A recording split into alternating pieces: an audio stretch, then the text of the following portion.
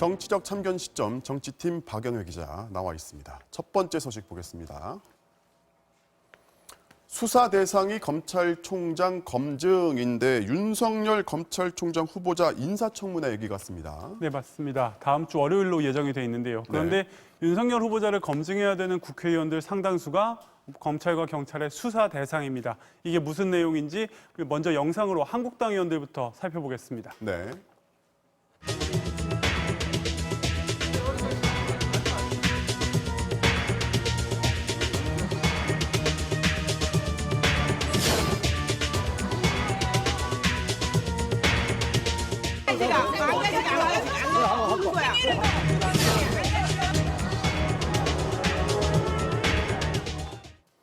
네, 청문회를 진행할 국회 법사위원회 한국당 의원이 6명인데요. 전원이 수사 대상입니다. 특히 국회 선진화법 위반과 간금 등 혐의로 고발이 돼 있는데 특히 국회 선진화법 위반은 벌금 500만 원만 넘게 나와도 5년간 공직선거에 출마할 수가 없습니다. 그렇죠. 자, 법사위 여당 의원들도 포함이 돼 있죠? 네, 법사위 민주당 소속 의원은 모두 8명인데요. 이 중 4명, 송기현 간사와 박주민, 백혜련, 표창원 이렇게 4명이 고발됐습니다.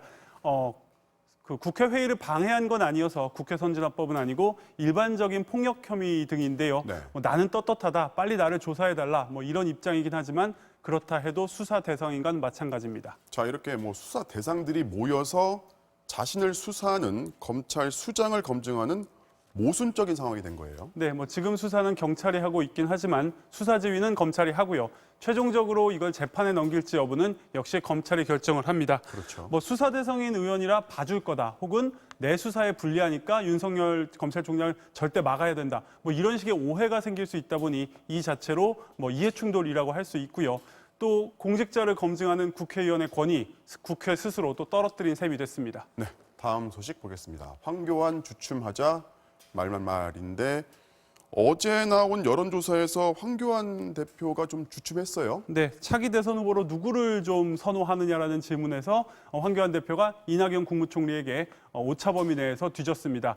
사실 작년 12월 이후 계속 1위를 했었습니다. 네. 그러다 처음으로 역전을 당한 건데 말이 많은 정치권 역시 말들이 쏟아졌습니다. 직접 들어보시죠. 네.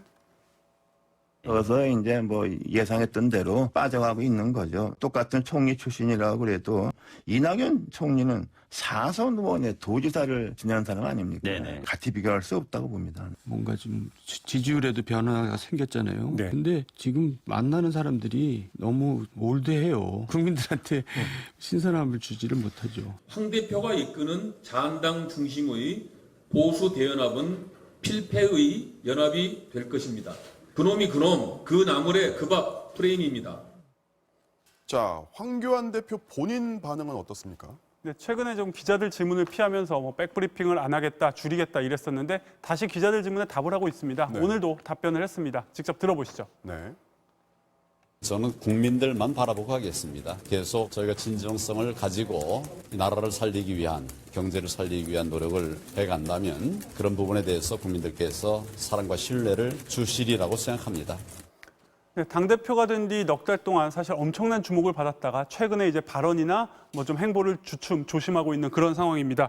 정치권에서는 황교안 대표를 이제 보수 진영에서 대권에 도전했다 실패했던 이회창 총재 또 반기문 전 유엔 사무총장 이런 인물들과 비교하는 발언들이 나오고 있는데요. 네. 이제 고작 넉 달 됐습니다. 대선은 3년 가까이 남았고요. 조금 더 천천히 지켜봐야겠습니다. 네, 오늘은 여기까지 듣겠습니다. 지금까지 정치적 참견 시점 박영회 기자였습니다.